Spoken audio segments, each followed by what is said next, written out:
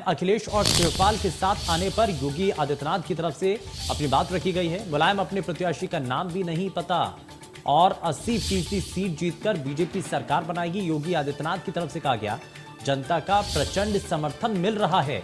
एक आतंकी के पिता सपा नेता हैं। जनता से माफी मांगे समाजवादी पार्टी। सपा का इतिहास शर्मनाक है, योगी आदित्यनाथ की तरफ से कहा गया। सपा ने आतंकियों पर मुकदमे जो दर्ज हुए थे वो वापस लिए, ये आरोप लगाते हुए योगी आदित्यनाथ ने सपा सरकार को, इससे पहले की सरकार को सवालों के घेरे में खड़ा किया और साथ ही साथ उन्होंने कहा कि 80% सीट जीतकर बीजेपी सरकार बनाएगी।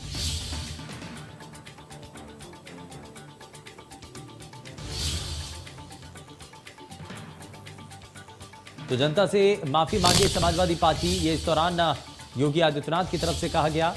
मुलायम, अखिलेश और शिवपाल के साथ आने पर योगी आदित्यनाथ की तरफ से इस पर भी अपनी बात रखी, क्योंकि उस पिक्चर को लेकर के भी बहुत तेजी के साथ चर्चाएं भी शुरू हुई और ये कहा जाने लगा कि 2017 में जब तीनों अलग अलग नजर आ रहे थे तो इसी वजह से ये हार के बड़े कारण के तौर पर मानी जाती है समाजवादी पार्टी की। लेकिन इस 2022 के चुनाव से ठीक पहले जब तीनों बड़े चेहरे समाजवादी पार्टी के एक साथ एक बस के अंदर तस्वीरों के जरिए दिखते हैं, नजर आते हैं, तो ये अपने आप में संकेत देते हैं कि पूरा परिवार एक साथ एकजुट नजर आता है। लेकिन क्या वाकई में एक साथ एकजुट है? क्योंकि चाचा शिवपाल यादव, पिता मुलायम सिंह यादव और बेटे अखिलेश यादव जब एक बस में एक ही साथ जो है वो नजर आते हैं, तो जाहिर तौर पर इन सभी चीजों को लेकर के चर्चाएं बहुत तेजी के साथ होने लगी हैं। वहीं योगी आदित्यनाथ ने इसको लेकर के भी सवाल उठाए।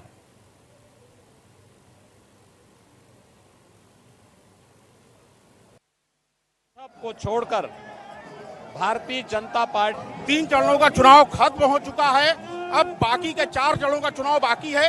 क्या 3 चरणों की स्थिति है और उस पर बीजेपी की आगे की 4 चरणों की क्या रणनीति है, इसके बारे लिए हमारे साथ है मुख्यमंत्री योगी आदित्यनाथ जी। मुख्यमंत्री जी, सवाल यह है कि 3 चरण निपट चुके हैं, तो अब क्या लग रहा है कि अभी क्या स्थिति है 3 चरणों में? 80 बनाम 20 की लड़ाई, 80% सीटें भारतीय जनता पार्टी जीतेगी। 20% सीटों के लिए बसपा, सपा और कांग्रेस के बीच में मुकाबला होगा। 10 मार्च को परिणाम आएंगे, भारतीय जनता पार्टी प्रचंड बहुमत की सरकार प्रदेश में बनाएगी। लेकिन मुख्यमंत्री जी, कहा जा रहा है कि जो 3 चरण है उसमें बीजेपी की स्थिति थोड़ी डाउन है, बाकी के 4 चरणों के लिए क्या रणनीति है? फिर देखिए, जनता का जो रुझान है वो बहुत स्पष्ट है। आधी आबादी परिवार, जाति, मत और मजहब को छोड़कर भारतीय जनता पार्टी के पक्ष में मतदान कर रही है। युवा, किसान, श्रमिक, व्यापारी और समाज का प्रत्येक तबके का रुझान भारतीय जनता पार्टी के पक्ष में। और मैं इस बात को कह सकता हूं कि अब तक का रुझान ये बताता है कि भारतीय जनता पार्टी 80% सीटें जीतेंगे और प्रचंड बहुमत के साथ सरकार बनाएगी।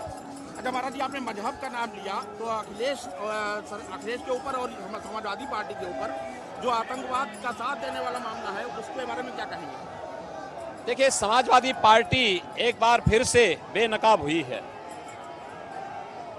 राजनीतिक स्वार्थ के लिए समाज की सुरक्षा और राष्ट्र की सुरक्षा के साथ खिलवाड़ करना एक जघन्य अपराध है।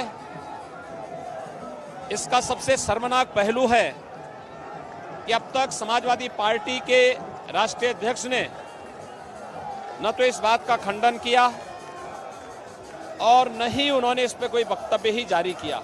होना ये चाहिए था, उन्हें प्रदेश की जनता से और देश की जनता से माफी मांगनी चाहिए थी, क्योंकि 2013 में उन्होंने जो अपराध किया, इन आतंकवादियों के मुकदमों को वापस लेने का और अहमदाबाद में वे सीरियल ब्लास्ट के दोषियों को, जिन्हें 38 आतंकियों को फांसी की सजा और 11 को आजीवन कारावास हुआ है, उसमें से कुछ के संबंध उत्तर प्रदेश से हैं। उसमें से एक आतंकी के पिता समाजवादी पार्टी के सक्रिय सदस्य हैं, उनके प्रचारक हैं। समाजवादी पार्टी ने अधिकृत रूप से अभी तक इसका खंडन नहीं किया है और न ही समाजवादी पार्टी के मुखिया ने कुछ इसके बारे में बोला है। वे जनता की अदालत में कटघरे में खड़े हैं। उनको इसके बारे में स्थिति स्पष्ट करनी चाहिए और देश और प्रदेश की जनता से माफी मांगनी चाहिए। तो हमारे साथ थे मुख्यमंत्री योगी आदित्यनाथ, जिनका ये कहना है कि जो बाकी के 4 चरण हैं उनमें बीजेपी और ज्यादा बेहतर प्रदर्शन करेगी।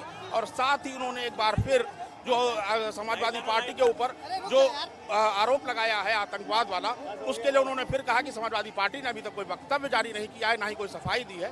तो ऐसे में आरोप तो बनता है। कैमरामैन अमीश के साथ उन्मुक्त मिश्रा, इंडिया न्यूज, लखनऊ।